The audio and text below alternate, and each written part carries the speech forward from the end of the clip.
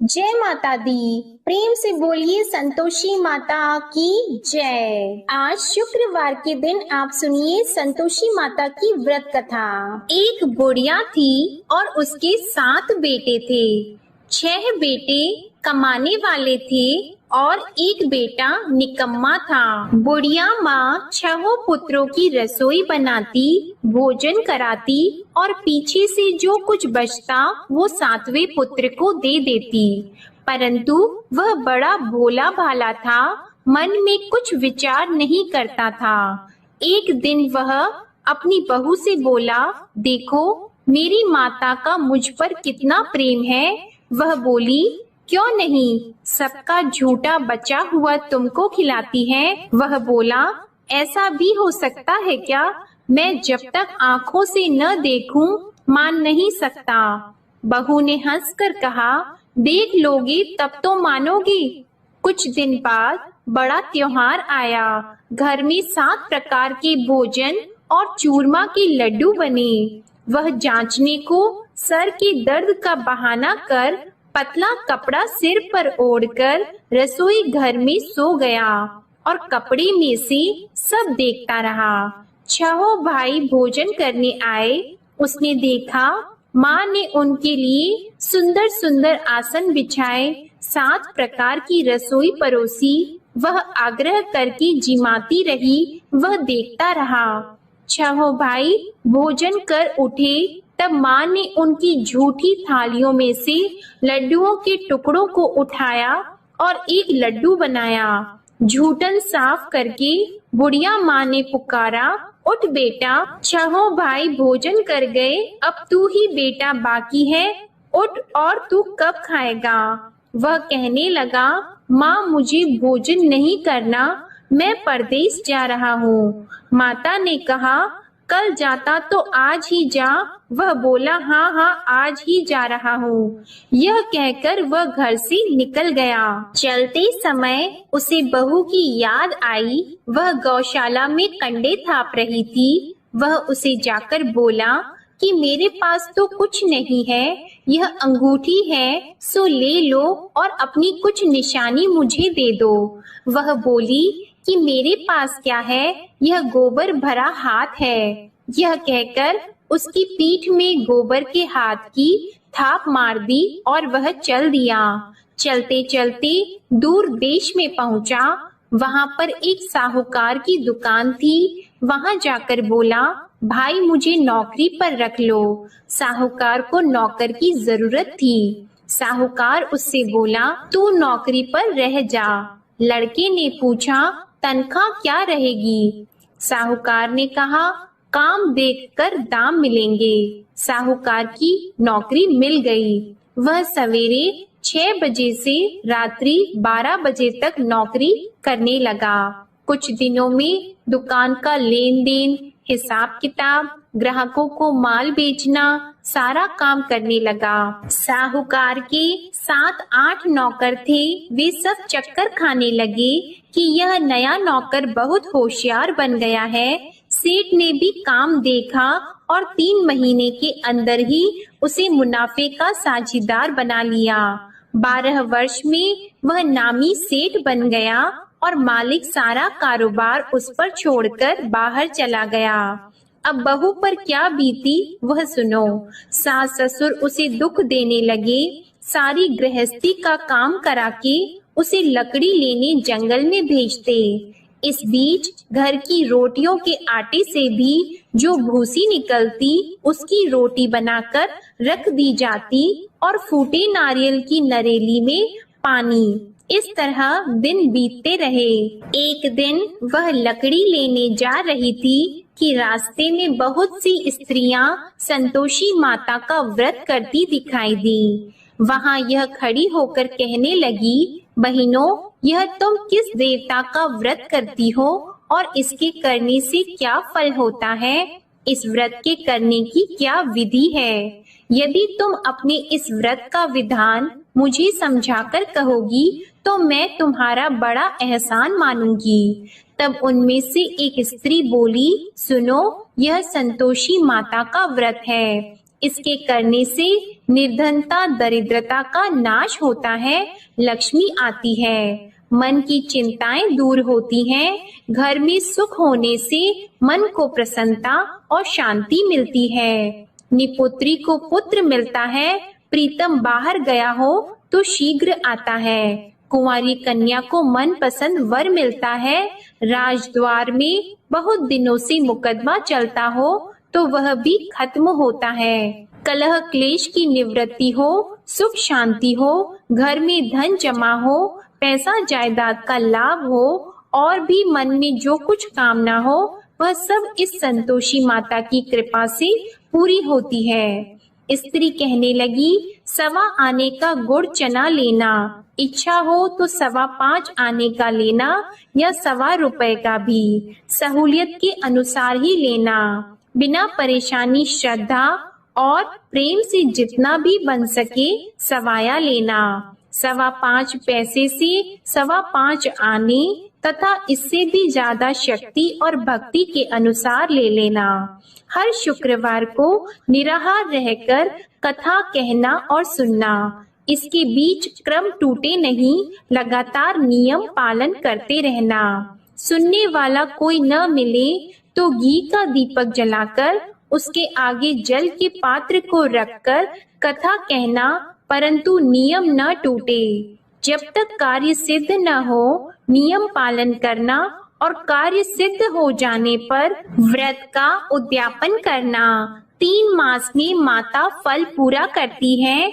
यदि किसी के खोटे ग्रह हो तो भी माता 1 वर्ष में अवश्य कार्य सिद्ध करती हैं। कार्य सिद्ध होने पर ही उद्यापन करना चाहिए, बीच में नहीं करना चाहिए। उद्यापन में 2.5 सेर आटे का खाजा तथा इसी अनुसार से खीर तथा चने का साग बनाना। 8 लड़कों को भोजन कराना। जहाँ तक मिले देवर जेठ भाई बंधु कुटुंब के लड़के लेना, न मिले तो रिश्तेदारों और पड़ोसियों के लड़के बुलाना। उन्हें भोजन कराकर यथाशक्ति दक्षिणा देना और माता का नियम पूरा करना। उस दिन घर में कोई खटाई नहीं बनाना। यह सब सुनकर बुढ़िया की बहू वहां से चल दी। रास्ते में लकड़ी के बोझ को बेच दिया और उन पैसों से गुड़ चना लेकर माता के व्रत की तैयारी करने लगी। आगे चली और सामने मंदिर है। यह सुनकर माता के मंदिर में जाकर माता के चरणों में लौटने लगी। इसके बाद वह माँ से विनती करने लगी कि हे माँ, मैं निपट मूर्ख हूँ, व्रत के नियम कुछ नहीं जानती हूँ, मैं बहुत दुखी हूँ। हे माता जग जननी, मेरा दुख दूर करो, मैं आपकी शरण में हूँ। माता को दया आई। एक शुक्रवार बीता कि दूसरे शुक्रवार को ही इसके पति का पत्र आया और तीसरे को उसका भेजा हुआ पैसा भी आ पहुंचा। यह देखकर जेठानी मुंह सिकोड़ने लगी। इतने दिनों में इतना पैसा आया, इसमें क्या बढ़ाव है। लड़के ताने देने लगे कि काकी के पास अब पत्र आने लगे, रुपए आने लगा, अब तो काकी की खातिर बढ़ जाएगी, अब तो काकी बुलाने से भी नहीं बोलेगी। बेचारी सरलता से यह कहती है कि भैया पत्र आएगा, रुपए आएंगे तो हम सबके लिए अच्छा है। ऐसा कहकर आंखों में आंसू भरकर संतोषी माता के मंदिर में आकर मातेश्वरी के चरणों में गिरकर रोने लगी। माँ, मैंने तुमसे पैसा नहीं मांगा, मुझे पैसे से क्या काम है, मुझे तो अपनी सुहाग से काम है, मैं तो अपने स्वामी की दर्शन और सेवा मांगती हूँ। तब माता ने प्रसन्न होकर कहा, जा बेटी, तेरा स्वामी आएगा। यह सुनकर खुशी से वह बावली होकर घर जाकर काम करने लगी। अब संतोषी माँ विचार करने लगी, इस भोली पुत्री से मैंने कह तो दिया कि तेरा पति आएगा, पर आएगा कहाँ से? वह तो इसे स्वप्न में भी याद नहीं करता। इसे याद दिलाने तो मुझे ही जाना पड़ेगा। इस तरह माता उस बुढ़िया के बेटे के पास जाकर स्वप्न में प्रकट होकर कहने लगी, साहूकार के बेटे, सोता है या जागता है? वह कहता है, माता सोता भी नहीं हूँ, जागता भी नहीं हूँ, बीच में ही हूँ, कहो क्या आज्ञा है। माँ कहने लगी, तेरा घर बार है या नहीं? वह बोला, मेरा सब कुछ है माता, माँ बाप भाई बहन बहू क्या कमी है? माँ बोली, पुत्र तेरी घरवाली कष्ट उठा रही है, माँ बाप उसे दुख दे रहे हैं, वह तेरे लिए तरस रही है, तू उसकी सुध ले। वह बोला, हाँ माता, यह तो मुझे मालूम है, परंतु जाऊं कैसे? परदेश की बात है, लेन देन का कोई हिसाब नहीं, कोई जाने का रास्ता नजर नहीं आता, कैसे चला जाऊं? माँ कहने लगी, मेरी बात मान, सवेरे नहा धोकर संतोषी माता का नाम लेकर घी का दीपक जलाकर दंडवत कर दुकान पर जा बैठना। देखते देखते तेरा लेन देन चुक जाएगा, जमा माल बिक जाएगा, सांझ होते होते धन का ढेर लग जाएगा। अब तो वह सवेरे बहुत ही जल्दी उठकर मित्र बंधुओं से अपनी सपने की बात कहता है। वे सब उसकी बात अनसुनी करके खिल्ली उड़ाने लगे। कहीं सपने भी सच्चे होते हैं? एक बूढ़ा बोला, देख भाई मेरी बात मान, इस तरह साच झूठ कहने के बदले देवता ने जैसा ही कहा है वैसा ही करना, तेरा क्या जाता है। अब बूढ़े की बात मानकर वह नहा धोकर संतोषी माता को दंडवत कर घी का दीपक जलाकर दुकान पर जा बैठता है। थोड़ी देर में वह क्या देखता है कि देने वाले रुपया लाए, लेने वाले हिसाब लाए। कोठे में भरे सामानों के खरीदार नगद में सौदा करने लगे। शाम तक धन का ढेर लग गया। मन में माता का नाम लेकर प्रसन्न होकर घर जाने के वास्ते गहना कपड़ा सामान खरीदने लगा। यहाँ के काम से निपट घर को रवाना हुआ। उधर बहू बेचारी जंगल में लकड़ी लेने जाती है। लौटते वक्त माताजी के मंदिर पर विश्राम करती है। वह तो उसका रोज रुकने का स्थान ही था। दूर धूल उड़ती देखकर वह माता से पूछती है, हे माता, यह धूल कैसे उड़ रही है? माँ कहती है, हे पुत्री, तेरा पति आ रहा है, अब तू ऐसा कर, लकड़ियों के 3 बोझ बना ले, एक नदी के किनारे रख, दूसरा मेरे मंदिर पर और तीसरा अपने सिर पर रख। तेरे पति को लकड़ी का गट्ठा देकर मोह पैदा होगा, वह यहाँ रुकेगा, नाश्ता पानी बनाकर खाकर माँ से मिलने जाएगा। तू लकड़ी का बोझ उठाकर जाना और बीच चौक में गट्ठा लाकर 3 आवाजें जोर से लगाना। लो सासू जी, लकड़ियों का गट्ठा लाई हूँ, भूसी की रोटी दो, नारियल के खोपड़े में पानी दो, आज कौन मेहमान आया है? माँ की यह बात सुनकर वह बहुत अच्छा माता जी कहकर प्रसन्न मन होकर लकड़ियों के 3 गट्ठे ले आई। एक नदी के तट पर एक माता के मंदिर पर रखा।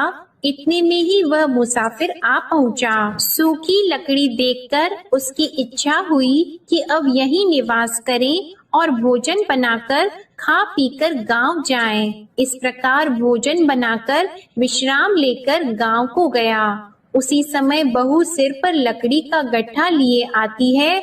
उसे आंगन में डालकर जोर से 3 आवाज देती है, लो सासू जी, लकड़ी का गट्ठा लो, भूसी की रोटी दो, नारियल के खोपड़े में पानी दो, आज कौन आया है? यह सुनकर उनकी सास अपने दिए हुए कष्टों को भुलाने हेतु कहती है, बहू ऐसा क्यों कहती हो?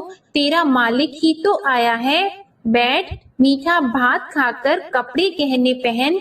इतने में आवाज सुनकर उसका स्वामी बाहर आता है और अंगूठी देखकर व्याकुल हो जाता है। माँ से पूछता है, माँ यह कौन है? माँ कहती है, बेटा ये तेरी बहू है। आज 12 वर्ष हो गए जब से गया है, तब से सारे गांव में जानवर की तरह भटकती फिरती है। काम काज घर का कुछ करती नहीं, 4 समय आकर खा जाती है। अब तुझे देखकर भूसी की रोटी और नारियल के खोपड़े में पानी मांगती है। वह लज्जित होकर बोला, ठीक है माँ, मैंने इसे भी देखा और तुम्हें भी। अब मुझे दूसरे घर की चाबी दो तो मैं उसमें रहूंगा। ठीक है बेटा, जैसी तेरी मर्जी। यह कहकर माँ ने चाबी का गुच्छा उसे दे दिया। उसने लेकर दूसरे कमरे को खोलकर सारा सामान जमाया और एक दिन में ही वहां राजा के महल जैसा ठाट बाट बन गया। अब क्या था, वह सुख भोगने लगी। इतने में अगला शुक्रवार आया। उसने अपने पति से कहा, मुझे माता का उद्यापन करना है।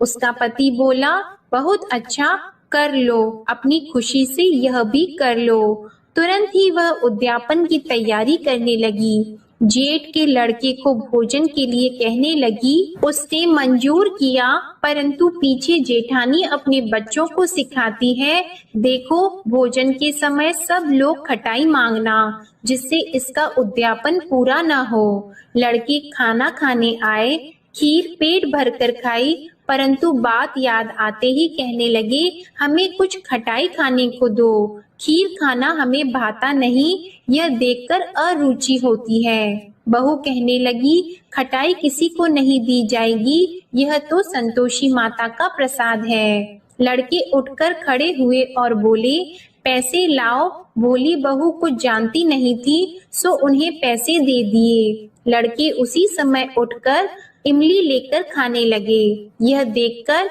बहू पर माता ने कोप किया। राजा के दूत उसके पति को पकड़कर ले गए और जेठ जेठानी मन माने खोटे वचन कहने लगे। लूट लूट कर धन इकट्ठा कर लाया था, सो राजा के दूत उसे पकड़कर ले गए हैं। अब सब मालूम हो जाएगा जब जेल की रोटी खाएगा। बहू से यह वचन सहन नहीं हुआ।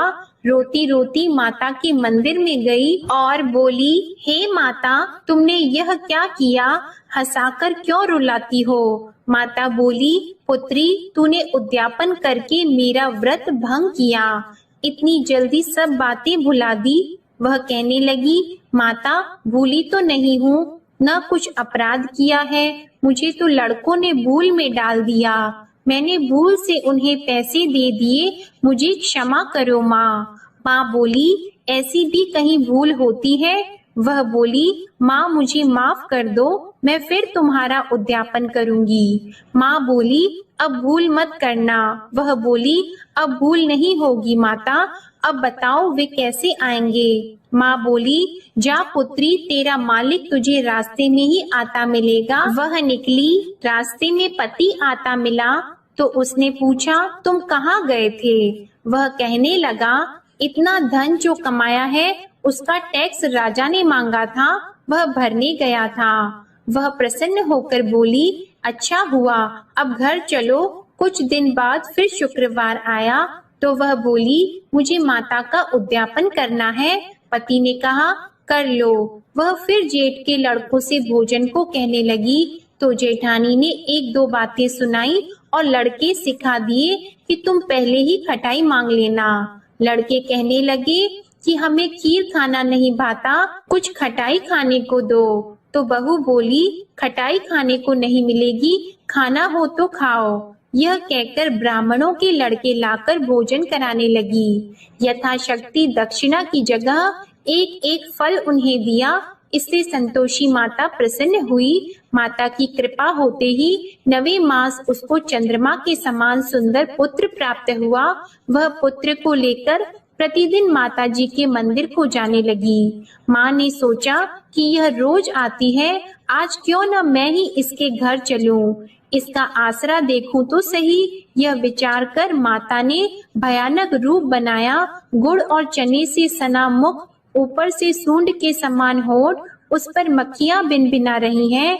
दहलीज में पैर रखते ही उसकी सास चिल्लाई, देखो कोई चुड़ैल डाकिनी चली आ रही है, लड़कों इसे भगाओ नहीं तो किसी को खा जाएगी। लड़के डरने लगे, चिल्लाकर खिड़की बंद करने लगे। बहू रोशनदान में से देख रही थी। प्रसन्नता से पगली होकर चिल्लाने लगी कि आज मेरी माता मेरे घर आई है। यह कहकर बच्चे को दूध पिलाने से हट जाती है। इतने में सास का क्रोध फूट पड़ा। वह बोली कि इसे देखकर कैसे उतावली हुई जो बच्चे को पटक दिया। इतने में माँ के प्रताप से जहाँ देखो वहाँ लड़के ही लड़की नजर आने लगे। बहू बोली, माँ जी, मैं जिनका व्रत करती हूँ यह वह संतोषी माता है। इतना कहकर झट से सारे घर के किवाड़ खोल दिए और सबने माता के चरण पकड़ लिए और विनती कर कहने लगे, हे माता, हम मूर्ख हैं, अज्ञानी हैं, तुम्हारे व्रत की विधि हम नहीं जानते हैं। तुम्हारा व्रत भंग करके हमने बहुत बड़ा अपराध किया है। हे माता, बहू को जैसा फल दिया वैसा सबको देना। जो भी यह कथा पढ़ेगा या सुनेगा उसके सभी मनोरथ पूर्ण होंगे। प्रेम से बोलिए संतोषी माता की जय। आइए अब सुनते हैं संतोषी माता की आरती। जय संतोषी माता मैया, जय संतोषी माता, अपने सेवक जन की सुख संपत्ति दाता। जय संतोषी माता मैया, जय संतोषी माता, सुंदर चीर सुनहरी माँ धारण की हो। हीरा पन्ना दम के तन श्रृंगार ली हो। जय संतोषी माता मैया, जय संतोषी माता, गेरू लाल छटा छवि बदन कमल सोहे। मंद हंसत करुणामय, मंद हंसत करुणामय, त्रिभुवन जन मोहे। जय संतोषी माता मैया, जय संतोषी माता, स्वर्ण सिंहासन बैठी चवर ढुरे प्यारे। धूप दीप मधुमेवा भोग धरे न्यारे। जय संतोषी माता मैया, जय संतोषी माता, गुड़ अरु चना परम प्रिय तामे संतोष कियो। संतोषी कहलाई भक्तन वैभव दियो। जय संतोषी माता मैया, जय संतोषी माता, शुक्रवार प्रिय मानत आज दिवस सोही। भक्त मंडली छाई कथा सुनत मोही। जय संतोषी माता मैया, जय संतोषी माता, मंदिर जगमग ज्योति मंगल ध्वनि छाई। विनय करे हम बालक चरणन सिर नाई। जय संतोषी माता मैया, जय संतोषी माता, भक्ति भावमय पूजा अंगीकृत कीजिए। जो मन बसे हमारी इच्छा फल दीजिए। जय संतोषी माता मैया, जय संतोषी माता, दुखी दरिद्री रोगी संकट मुक्त किए। बहु धन धान्य भरे घर सुख सौभाग्य दिए। जय संतोषी माता मैया, जय संतोषी माता, ध्यान धरियो जिस जन ने मन वांछित फल पायो। पूजा कथा श्रवण कर घर आनंद आयो। जय संतोषी माता मैया, जय संतोषी माता, शरण गहे की लज्जा राखियो जगदम्बे। संकट तू ही निवारे दयामयी अम्बे। जय संतोषी माता मैया, जय संतोषी माता, संतोषी माँ की आरती जो कोई नर गावे, रिद्धि सिद्धि सुख संपत्ति जी भर कर पावे। जय संतोषी माता मैया, जय संतोषी माता, जय संतोषी माता। प्रेम से बोलिए संतोषी माता की जय। आपको आज की कथा पसंद आए तो वीडियो को लाइक करके चैनल को जरूर सब्सक्राइब करिएगा और कमेंट में संतोषी माता की जय भी जरूर लिखिएगा। इसी के साथ आज आप हमारे चैनल पर पौष मास महात्म्य की कथा, पौष पूर्णिमा की व्रत कथा और श्री सत्यनारायण भगवान की कथा भी जरूर सुनिएगा। प्रेम से बोलिए संतोषी माता की जय।